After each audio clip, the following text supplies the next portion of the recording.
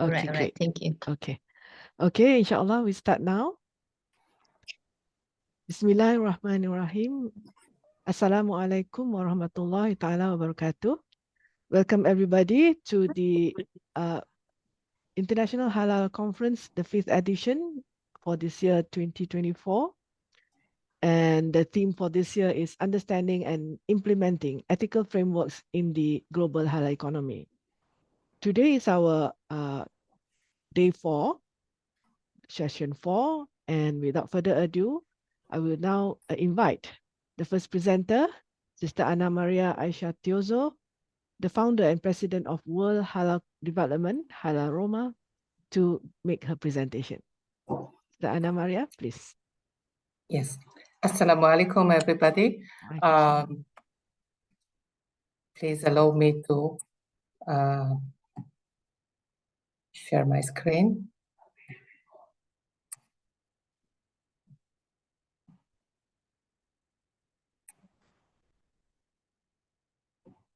Just a moment. Can you see my screen? Yes, but you need to do screen show, please. All right, it's screen show now. It is screen show now. Okay. Thank you. All right. Okay. Assalamu alaikum, everybody. My name is Annamaria Aisha Tiozzo. I'm president of the Italian Halal Certification Center, What Italia, Halal Roma. But I'm also teaching Islamic marketing at school, at university. So my topics, very quickly, will be about the need to integrate Islamic business ethics, halal certification, and Islamic marketing for the development of halal brand. As a certification center, I heard that also the previous speakers yesterday was talking about the need for the certification center to insert ethics, good practices in our job. But the topic of my speech today is made more for the companies that apply halal certification to their companies or products. But what is Islamic branding, halal branding, Islamic marketing? Especially in non-Islamic countries, they think that Islamic marketing is the marketing of religion. Islamic marketing is not how to market Islam, but it is about promoting the Islamic, it's how the religion impacts on consumption. So it is a process that goes from the beginning, from creating the product or the service to selling to a consumer that is targeted by religion, by Islamic identity, not by geolocalization, not by race, not by customs, but instead by devotion of his faith. I put devotion in block letters. Why? Because Islamic marketing is targeting the part of us that are devoting, that are good, that are practicing Islam. We all know that we can have a product that we can sell to Islamic countries, but not necessarily it is halal. So when we want to promote a halal product, so we are promoting to a Muslim consumer that is really devoted to his faith. And why? We know that as Muslims, in the day of judgment, we will have to ask 5 questions. One of these will be how we has earned and how we have used our wealth. And we will have 4 kinds of people. The one earning from haram and spending on halal. The one earning from halal and spending on haram. The one earning and spending on haram. And the one that we all want to be the one earning from halal and spending on halal. But who is the consumer we are targeting when we are doing Islamic marketing, Islamic branding? Some marketers has identified who is the Muslim futurist. It is a young consumer, because we know that in quite all Islamic countries, more than 60% of consumers are under 30, with medium-high purchasing capacity, influential and connected to the global network, to huge and habitual use of internet. I know that in the next presentation we will talk about internet and apps and how technologies can help the development of halal industry. But, and this is the most important part, also more traditional than their parents. They speak with pride about their identity, and they are linked to the value of faith, in which they identify more than in their race. And yet they are very global and open to other cultures. So this is the profile of the typical consumer for the halal industry for Islamic marketing.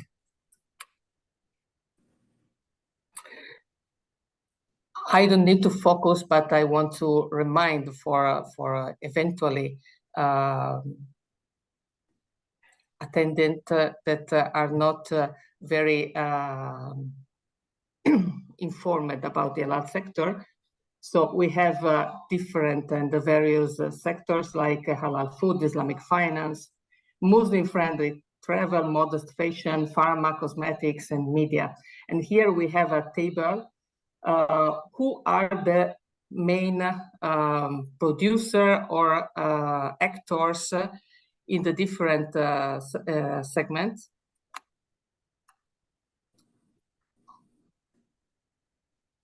But what we have to know is that a big percentage of the companies that are producing or promoting halal products or services are non-Muslims.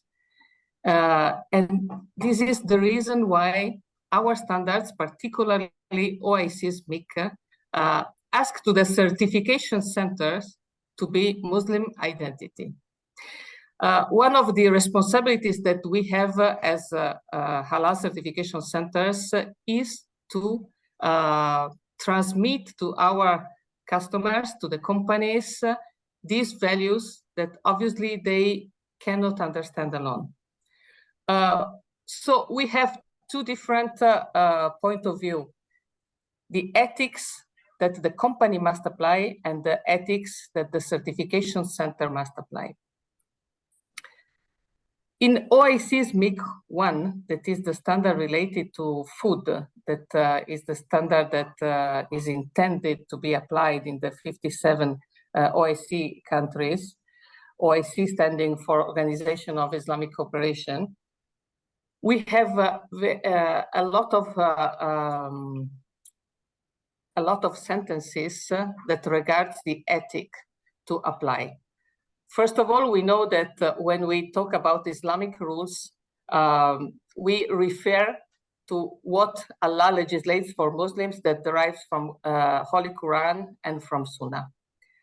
We have point 8, all food safety measures shall be suitable for use in halal sector.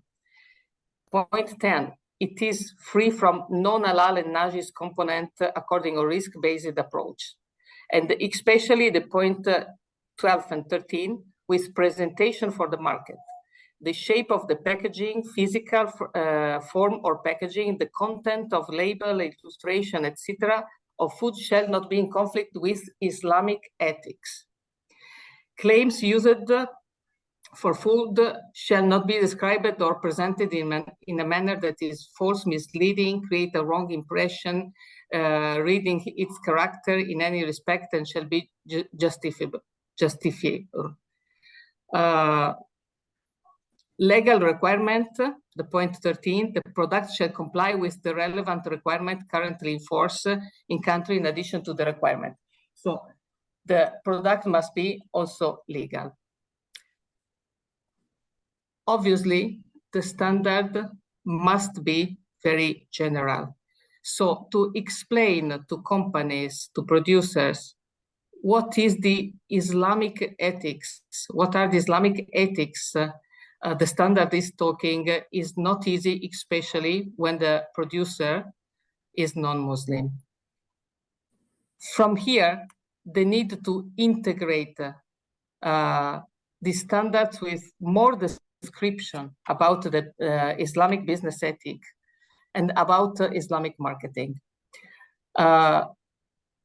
Should we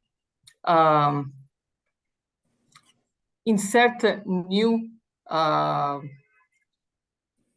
new description in the existing standards, or should we have a standard only dedicated to the Islamic business ethics, like I think OIC SMIC is doing? I think both, because it will not be easy to convince the producers to apply another standard. And it will not be easy for the certification center to convince the producer to have training on Islamic marketing, for example. But going to the topic, Islamic marketing is like all the other marketing, has his 4P, for product, price, promotion, and place. But obviously, there's some difference in the value of these 4Ps. About product, the product must be Sharia compliant, must be halal and taib, so clean, poor, safe, environment friendly, must have no harm to animal, so not tested on animal, must be ethical, should not use the name of Allah in his branding or labeling, must be durable, no harm the consumer, must have traceability, accurate labeling, halal packaging, must be separate from non-halal during all stages of production or of commercialization. About price, we know that profit maximization is not the priority on Islamic selling. Social welfare is more important. Fear God in pricing. Price cannot change if quality and quantity are not changed. Price must be the right price and make happy the two counterparts. No cheating, no switch and bait pricing, no hoarding, no manipulation. And about this, one unethical practice is the combo, what is referred like the cost of being a Muslim. This is a table we have for European prices of halal, and it's amazing what is this, the spread from conventional to halal products, going from 26% to 122% or to 400% more for baby products. And yes, this is a table that shows us what is the perception of the consumer, how much the consumer is willing to pay more if the product is certified. But we have to remember to the companies that we certify that this kind of retail price differences are non-Islamic. So this is a typical case in which we have an opportunity for the company, but this opportunity make the products non-halal because we are not following the Islamic ethics in pricing. So remember, the price can change if the quantity and quality of the products can change. Yes, the quality is changed because we have halal certification, but not to this extent. The promotion, advertising, no to the use of suggestive language and behavior, no to manipulative and comparative advertising, no sexual appeal, no swearing in the name of Allah, no use of religious word or sign of any religion, no exaggeration, no false assertion, no misleading, no suggesting as halal something that is haram, not using the logo in non-halal certified products. And we have a part on the OIC's MIC standards that regards particularly how we present the product in the market. So this part is covered by the standard, but must be explained better. The place, no corner market, no restriction on the market, no coercion, no unnecessary delay, no boycott due to the different beliefs. We have to respect all the consumers. What about the new selling channels like drop shipping, like the pyramidal sales? You know that drop shipping is when you don't own the goods and you resell. In our practices, you must be the owner of the product to sell it, okay? And in this P, we also comprise what is the rules for the shops, the markets. For example, in the Friday days, for Friday closure, prayers, facility, and so on. Obviously, we have regional variation in global halal market because we have to differentiate what are the markets for halal. We have a multicultural market, a Muslim majority market, and a Muslim minority market. And obviously, these three markets are very different when we are talking about placing.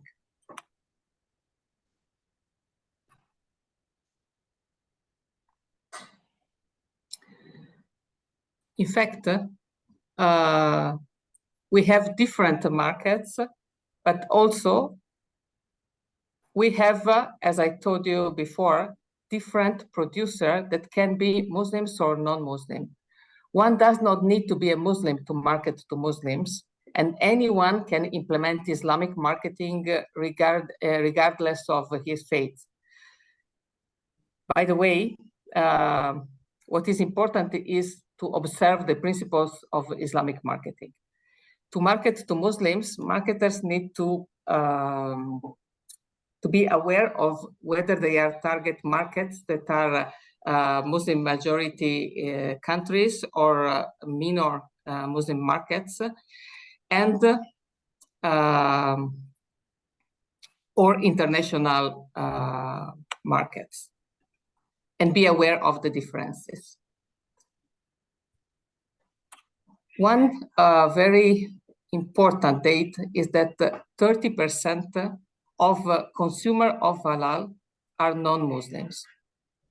Why is this? Because halal is increasingly associated with the concept of being very near to the bio, to vegetarian, to organic, to GMO-free, environmentally friendly, not tested on animals.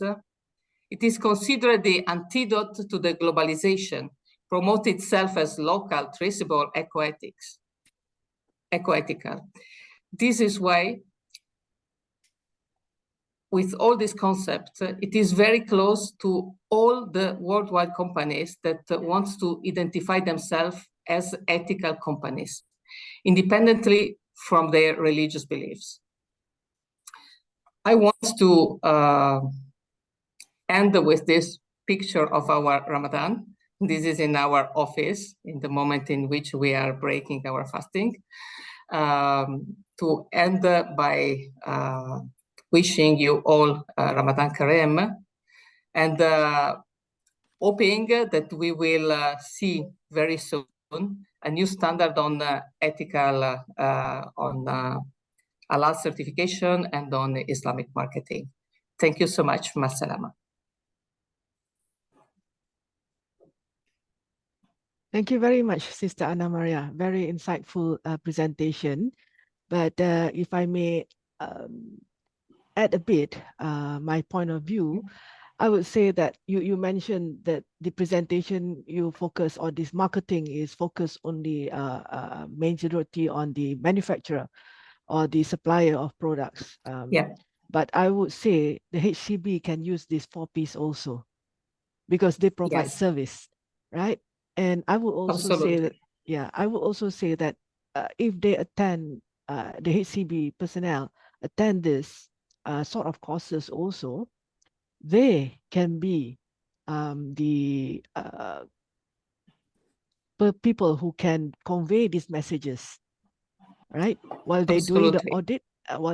audit, they can just put up their views, their suggestions to the producer, to the auditee, to the companies that they are auditing about this concept, and indirectly they are providing da'wah about what true Islam is. So I think we Exactly. work If I together. may, Yeah. if I can comment, Yes. yes, I was not going deeply into the Halal certification centers because I know that it was the topic of another presenter yesterday. And I was willing to, but I didn't want to repeat again. Yeah. What is the problem for the certification center in spreading the message? That as a certification center, we have to base our audit on this standard. So if the standard does not provide this requirement, we cannot, during the audit, ask to the company to fulfill this requirement because it's not part of the standard and it's not part of the responsibility or not. I don't say the responsibility, it's not part of what the auditor have to do. Hence, from there, the importance that this ethics must be in the standard because this will allow the certification center to require the company to adapt to the standard. And also as a certification center, we cannot provide training, unfortunately, to the companies that we certify. Okay, for sure, we can do some general training, maybe that the company can be invited to attend, okay, that should not be part of the audit anyway. Correct. And this is exactly the reason why we should have a standard that have this ethics inside, ethics part inside, or we should have another standard which the company can apply. Like we can see in the normal certification in the ISO, okay, you can have a 22,000, but then you can ask to have something more, to have also some audit in sustainability, in working place, in how can I say, the gender situation of the company and so on. So what is the decision? Do we have to implement the existing standards with new rules on Islamic ethics, or do we need a standard that the company may decide to apply and to be a little bit more? This is my question. Thank you so Right. much for your Yeah. comment. I can see your point on that. Then it's something that we can pursue with the TC when they put up the draft for comments. And yeah, let's work on that. It's a very good discussion, and I hope that during the panel session it can be explored further. All right. So I Thank you so much. guess thank you so much. Without further ado, I took up a bit of a time in this discussion.